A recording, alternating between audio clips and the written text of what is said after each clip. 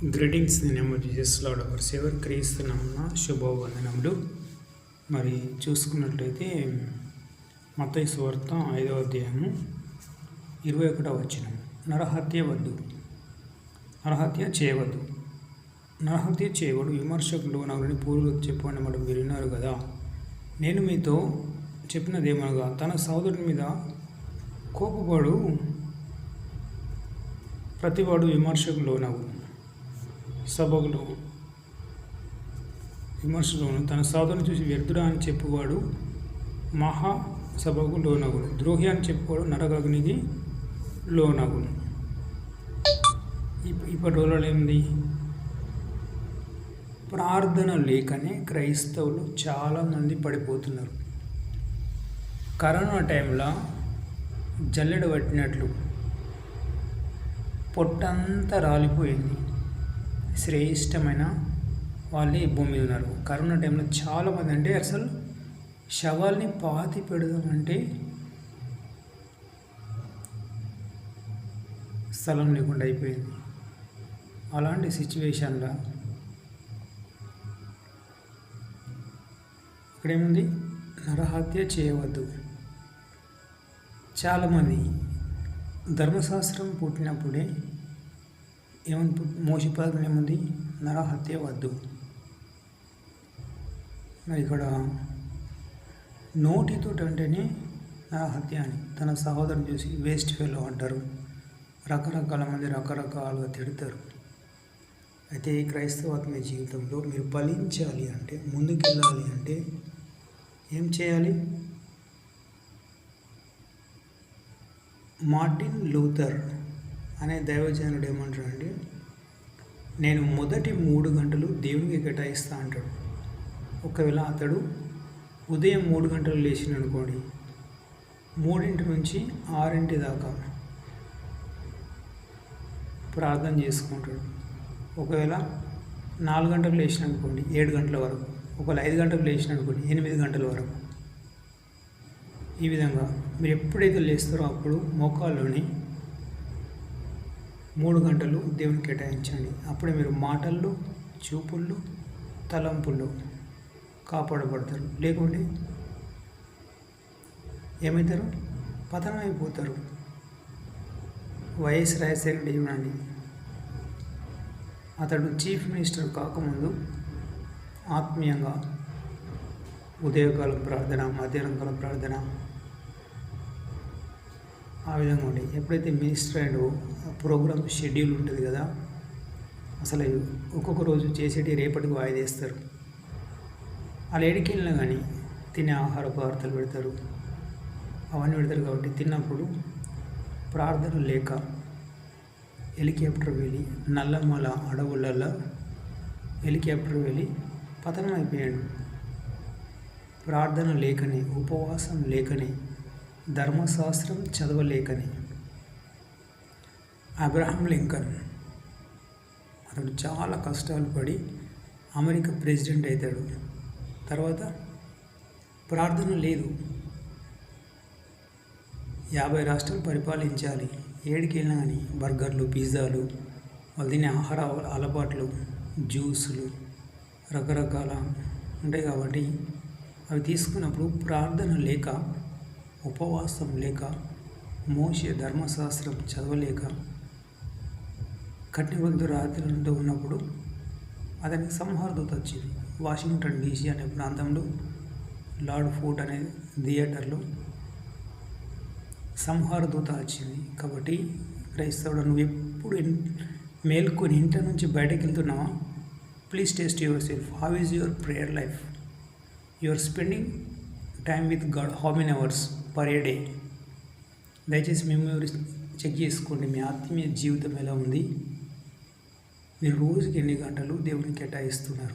Martin Luther అయితే రోజుకు 3 గంటలు ఖచ్చితంగా కేటాయిస్తాడు. కాబట్టి మీరు కూడా దేవునికి 3 గంటలు కేటాయించండి. అప్పుడే మీరు ఆత్మీయంగా ఫలించగలుగుతారు. కాబట్టి మీరేం చేస్తారంటే, మనం ఫలించాలి అంటే, ముందుకు వెళ్ళాలంటే ఏం చేయాలి?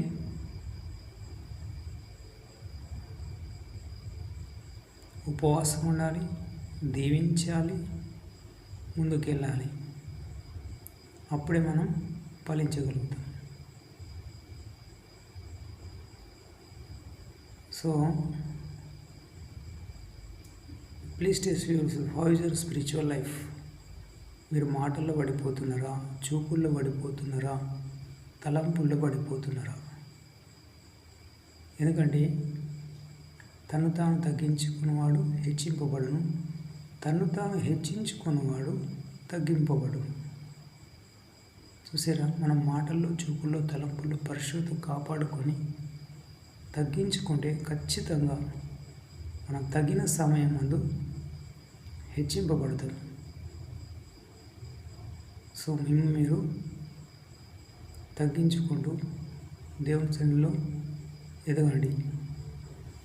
చూడండి, ఇక్కడ మత్తయి సువార్త 5వ అధ్యాయము 44వ వచనం. నేను మీతో చెప్పినది ఏమనగా, మీరు పరలోకమందున్న మీ తండ్రి కుమారులై ఉంటున్నట్లు మనము దేవుని కుమారులము ఉండడానికి ఏం చేయమంటుడు? మీ శత్రువులను ప్రేమించుడి, మిమ్మల్ని హింసించే వారి కొరకు ప్రార్థన చేయుడి.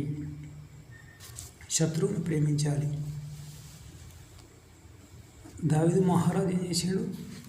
తన సొంత కొడుకు అబ్సలోము, తన పిల్లనిచ్చిన మామ సౌలు మొదటి రాజు, వాళ్ళిద్దరు చెప్పడానికి వస్తారు. అతను పరిపాలిస్తున్నప్పుడు సింహాసనం దగ్గరికి వచ్చినప్పుడు వాళ్ళిద్దరిని చూసి పరిగెత్తుకుంటూ కొండలలోకి వెళ్తాడు.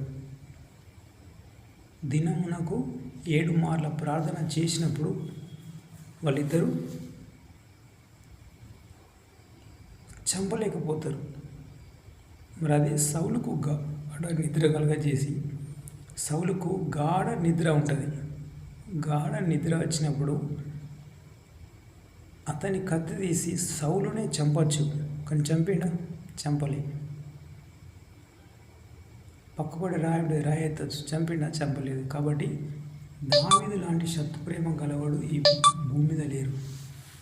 మరి క్రీస్తు కూడా శిలువ వేసినప్పుడు చేతుల్లో మెకులు, కాళ్ళలో మెకులు, తలకు ముళ్ళ కిరీటం అయినా కానీ దీవించిండు, కానీ శపించలేదు. మరి మీరు చేసే ఉద్యోగం కావచ్చు, వ్యాపారమే కావచ్చు, వృత్తి పని కావచ్చు, ఏదన్నా కానీ అక్కడ ఎవరు కనిపించాలి? మోషే కనిపించాలి. మోషే ఎవరు? శత్రువుని ప్రేమించి ప్రార్థన చేసి ప్రార్థన పూర్వకంగా శత్రువుని గెలిచాడు. ఫరో ఎదుట 430 సంవత్సరాలు బానిసత్వం, అంటే దాదాపు 5-6 తరాలు. మరి బానిసలు ఎన్ని రోజులు ఉంటారు? దేవునిచ్చిన వాగ్దాన భూమికి తీసుకెళ్ళాలి, ఇతన్ని పంపండి అని అన్నప్పుడు మోషే మాటని ఒకసారి పంపితే పంపిన వాళ్ళు పంపలేరు. ఎర్ర సముద్రం 2 పాయలైంది, ఎర్ర సముద్రంలో మునిగిపోతారు. కాబట్టి ప్రార్థన చేసి శత్రువుని జయించాడు. ఇశ్రాయేలు జనాంగాన్ని కానాను నడిపించింది ఎవరు? మోషే. ఆ ఇద్దరు, ఆ కొమ్మ, చిన్న కొమ్మ, గన్నేరు చెట్టు కానీ, మునక్కాయ చెట్టు కానీ, అదేంది నేల మీద చిన్న కొమ్మ వాతినాం అనుకోండి, అది పెద్దగా వృక్షమై 30 దంతలు 60 దంతలు 100 దంతలుగా ఫలిస్తుంది. కాబట్టి మోషే ఏం చేశాడు? ప్రార్థన చేసి శత్రువును జయించాడు. ఒకని ప్రార్థన యెహోవాకు ప్రీతికరంగా మనం శత్రువును సహా మిత్రుగా మార్చాం. కాబట్టి మనం దేవునికి ఇష్టడుగా ఉండాలి. పనిచేసే స్థలంలో కానీ మీరు ఎక్కడ ఉన్నా కానీ. ఇర్మియా 17:9 ఉంటుంది, హృదయం అన్నిటికంటే ఘోరమైన వ్యాధి కలది. కాబట్టి మన హృదయాన్ని, మన మాటల్ని, చూపుల్ని, తలంపుల్ని మనం కాపాడుకోవాలి. అప్పుడే మనం ఫలించగలుగుతాం, ముందుకు వెళ్ళగలుగుతాం. ఓకే, మరి ప్రార్థన చేసుకోండి, ఉపవాసం ఉండండి, ఫలించండి, ముందుకెళ్ళండి. ఎందుకంటే చాలామంది ప్రార్థన లేక పతనం అయిపోతారు. నాతోటి సువార్త పరిచర్యకు వచ్చి వాళ్ళు తినే ఆహార పదార్థాలు, నీతిమంతుడు కడుపు నిండా భోజనం చేసాడు, కడుపుర భోజనం చేసినాడు, కరెక్టే. కానీ ఇశ్రాయేలు జనాంగం ఏం భోజనం చేశారు? అరణ్యంలో, ఐగుప్తు నుంచి కానానుకు పరలోకం నుంచి కురిసిన కొత్తిమీర గింజ లాంటిది మాత్రమే భుజించి అరణ్యంలో రాత్రనక పగలనక నడుచుకుంటూ ముందుకెళ్ళారు. కాబట్టి మన ప్రతి క్రైస్తవునికి మీరు పరిచరకుని కానీ, ఉపదేశకులు కానీ, బోధకులు కానీ, లైబ్రరీ కానీ, బుక్ స్టాల్ కానీ, మీరు ఏదన్నా కానీ ఉన్నప్పుడు మీకు ఏం కావాలి? ఖచ్చితంగా ఉపవాసం అనేది ఉండాలి. ఉపవాసం మోషని ఉపవాసం అంటే ధర్మశాస్త్రం రాసిండు. దావీదు కానీ, దానియేలు కానీ, పరిశుద్ధ బైబిల్లో ఉన్న ప్రవక్తలంతా, రాజులంతా, హిజ్కియా రాజు ఉపవాసం ఉండి కన్నీరు విడిచి 15 సంవత్సరాలు ఆయుసు పొడిగించుకున్నాడు. కాబట్టి మీరే పరిచయం చేసినా కానీ ఒక వారంలో 3 నుంచి 4 రోజులు ఉపవాసం లేకుంటే మీరు పొందుకునే అద్భుతాలు పొందుకోలేకపోతారు. కాబట్టి ఉపవాసం ఉండండి, శత్రువును దీవించండి, ఫలించండి. My heartful thanks to you. మీ ప్రార్థన వల్ల నాన్నగారు మార్పు వచ్చింది. మరి ఇంకా ఆత్మీయంగా ఫలించాలి. దేవుని చిత్తమైతే నాన్నగారు మా గ్రామంలోనే ఒక సంఘం ప్రారంభించాలని చూస్తున్నాం. దయచేసి మీ వ్యక్తిగత ప్రార్థనలో జ్ఞాపకం చేసుకోండి.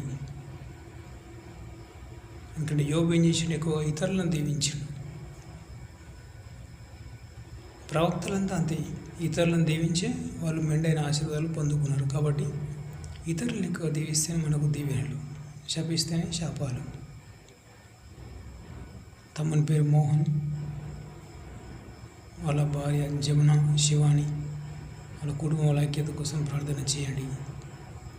గూగుల తిరుపతి, మల్లేశం, భార్గవ్, గొడుగు ప్రమీల, గంగు, లత, మల్లవ, వీళ్ళంతా అందరి క్షేమం కోసం, వాళ్ళ వ్యవసాయం పంటల క్షేమం కోసం ప్రేయర్లో జ్ఞాపకం చేసుకోండి. మీకు 30 60 100 ఆశీర్వాదం, మెండైన దీవెనలు వస్తాయి.